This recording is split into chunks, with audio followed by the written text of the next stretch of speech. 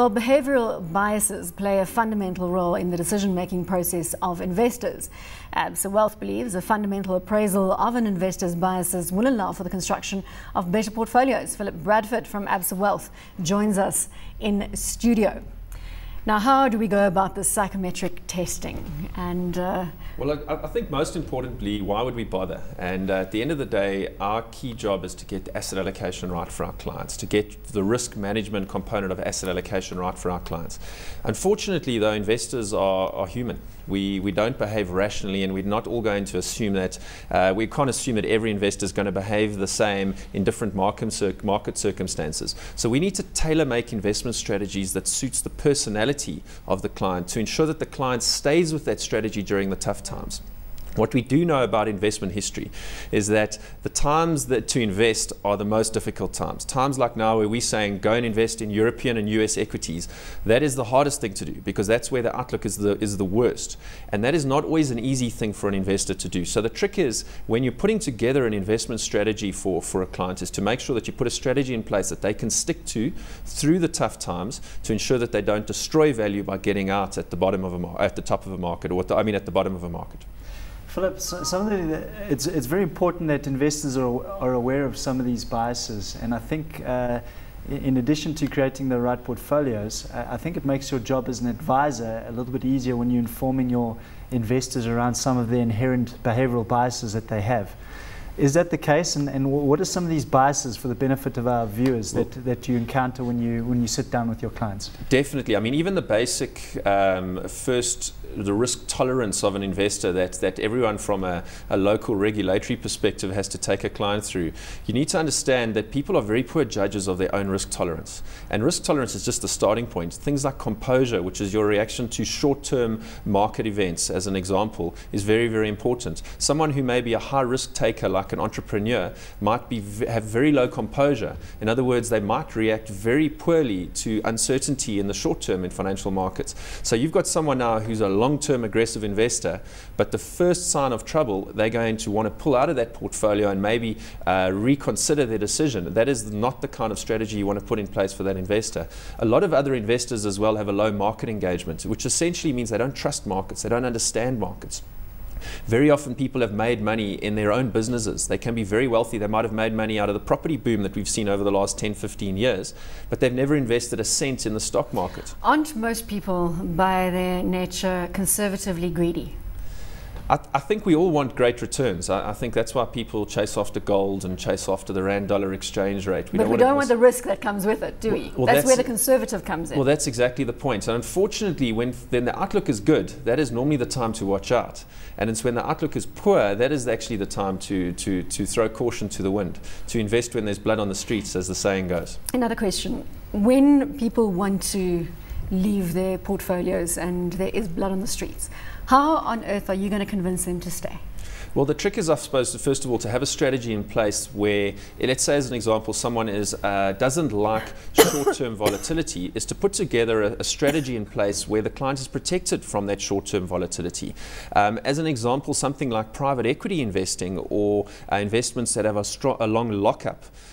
Clients with a low composure won't necessarily be happy with that. You saw it during the financial crisis when liquidity is what you want during a crisis, but it's exactly what you're not going to get from investments like private equity. So you would steer clients like that away from those sorts of strategies. More absolute return focused strategies where we put protection in place. I've spoken before about how we're positive on US and European equities. Now, not everyone is going to want to invest in that right now. So for an investor who's quite happy with market volatility, we can put an unprotected strategy in place. We know they're a long-term investor. They're going to ride through the medium-term or noise in the markets. But for the investor that is uncertain of that, we can put protection in place. We just buy good old insurance, put it in place. People buy insurance in all aspects of their lives. Why not buy it on their investment portfolio? Right. Just on that, Philip, I mean, you talk about private equity, and one of the good things about private equity is that once an investor's invested in a private equity instrument, it's not very easy to get out. In the context of the world where we see, access to all kinds of media almost at the touch of a button, is it harder to give a long-term perspective to clients in the internet age than it was perhaps a few years ago when you had to look at stock prices on a ticker that came directly from the exchange? Definitely. I think even in my personal capacity, I have to tie my hands up to make sure that I don't fiddle with my investment portfolio. And that's one of the key things as well, is to allow a professional to actually manage that portfolio. You're out there playing if you're going to go trade the markets as an example, you're out there playing with the traders from Goldman's and other investment banks from around the world. They've got information you don't have. They've got expertise you don't have. It's a dangerous world out there in the markets. And if anything, too much information can be a hindrance, because the information is short-term focused. And as an investor, if you're worried about what's happening from an economic environment, it's going to cloud your investment judgment, which needs to look through that. Now, let's see if you can look through all the noise at the moment. And what are you advising people to do? Let's put aside the psychometric testing. Yep. But in general, if I've got a pretty average risk appetite and I'm pretty sane, what would you suggest I do right now? Well, from a valuation perspective, we really believe that global equities, so even from a local perspective to a certain extent, but particularly developed market equities, are likely to give our investors the best risk-adjusted return over the medium and the longer term. And I think it's very important that I've mentioned risk-adjusted return, because the kind of risk you're going to take as a global investor if you go into bonds right now is that you can potentially see large capital gains if there is a movement out of bonds. There's still, despite what's gone on recently from a QE3 perspective that's come to the market, you actually haven't seen a sale out of government bonds yet, but you've seen equities move up. So there's a very strong chance that you could lose money in what are effectively low-risk asset classes going forward, and equities are likely to give you that better type return. But most importantly, I need to understand who you are first, Bronwyn, because I need to understand that... Who are you, Bronwyn? Sometimes I really don't know who I am. And that is the point. That is the point. So with a psychometric type assessment, you can really look through what your perception of yourself is. Something that may take me 10 years to get to know about you, I can find out immediately from a very quick assessment, and I can put a strategy in place that you're going to stick with. All right, local equities and the local environment. I'm jumping in there, Warren. Yes. Well, the local equity is obviously a mixed bag at the moment. You've got obviously a component of it that is overvalued, a component of it that is undervalued. I think we must be bored of talking about that.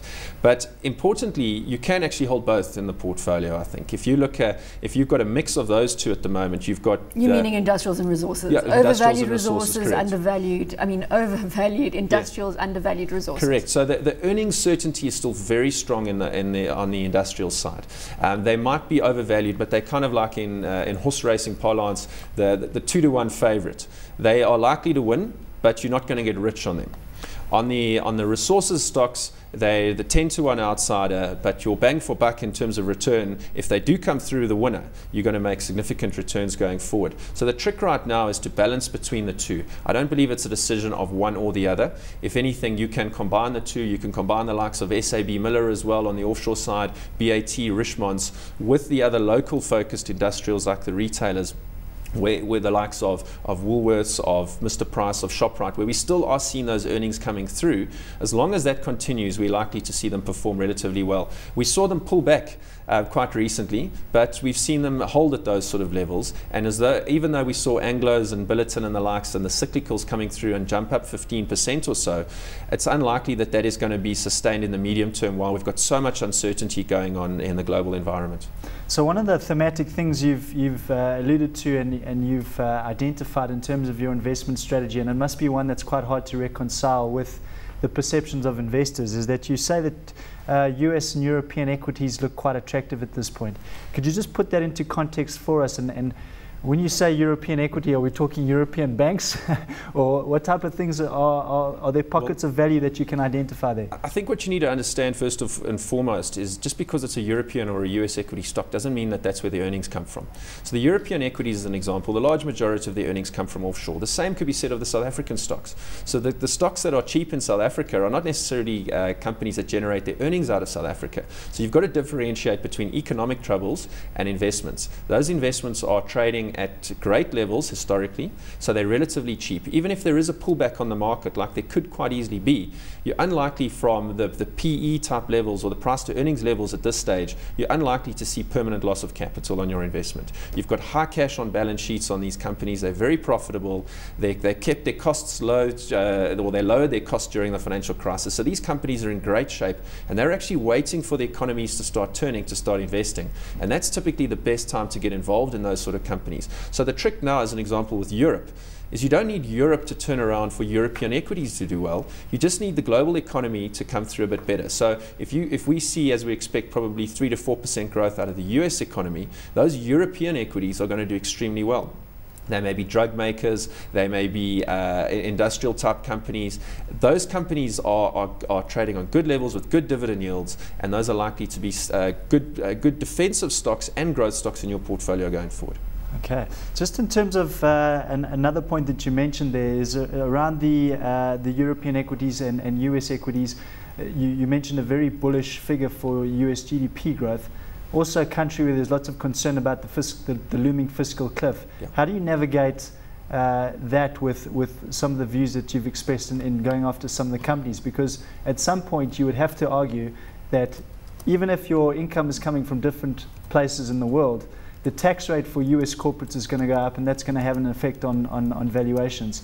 Do you anticipate any increase? Do you see it coming that way in terms of the logical sequence of events? If the Americans are tremendously indebted and you wait for a new president to confront the problem, do those things come into your view of the equity market? As an investor, from these valuation levels, you don't need these problems to be resolved for you to actually see decent investment returns. The QE3 is a great example here. The argument is, was it actually even necessary from our perspective? In fact, the US consumer is probably in better shape than a lot of the market is factoring in right now. So the market participants are all as their extreme scenario are seeing a downside scenario. And actually there's quite a strong probability that you could actually see markets overshoot on the upside. So all you need is a slight tilt in the right direction from a sentiment perspective, and the money can shift quite easily out of bonds from an institutional investor perspective and push equity prices up significantly, regardless of what's happening with fiscal cliffs, with economic uncertainty, with change of tax rates, etc. Those things at the end of the day come out in the wash over the longer term. And what we've really got to watch closely is at what stage does that wall of money shift ever so slightly out of bonds, and you see the yields rising of developed market and particularly US bonds into equities. And when that does, equities will do extremely well. Philip, we're out of time. Thanks so much for your time. Philip Bradford from Absa Wealth.